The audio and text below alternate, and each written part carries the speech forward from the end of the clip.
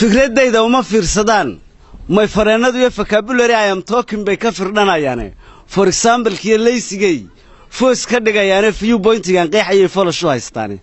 waa ficiladii James Bond ama se faandame fashionka waxay moodayaan family-ga Europe fiidiyowga kuwa fiiriyaad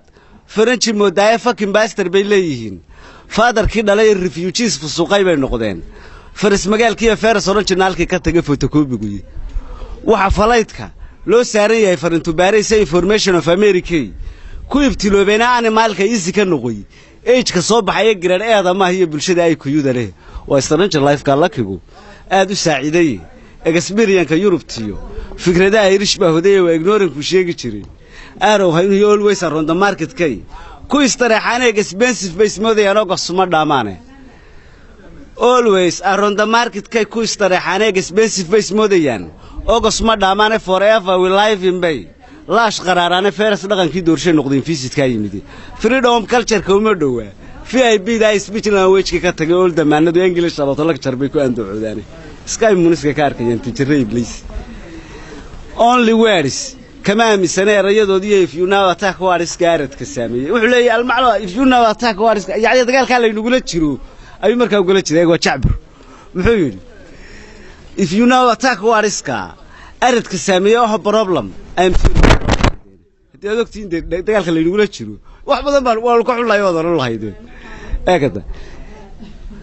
expensive face mode ee noqos ma dhamaane forever we life in belash qaraarana Faris dhaqankii doorshay noqdeen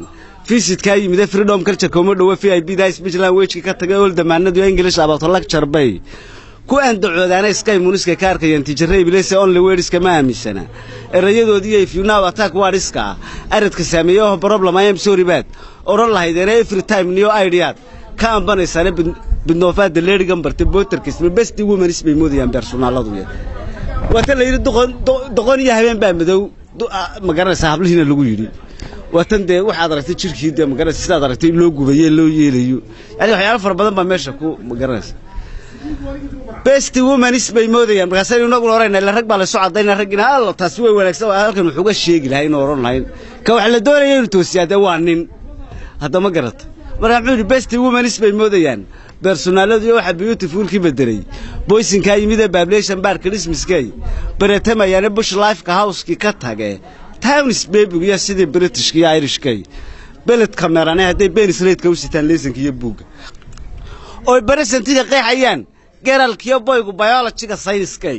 baran lahaayeen dheer face-ka yimid baan ogeyn dheedka maanta education-ka dogiska teacher ku dhigay dhan match big dance-gay level u yeeshay discretion-ki nation-ka dhayarsanaya leesanadii Iblis-kay dhigteen people dheertiguye waa waxa disease-ka ugu wacan dangerous ka do remember that is dariga dhaqankoodu gabaygu saas u dhignaa waan maynaya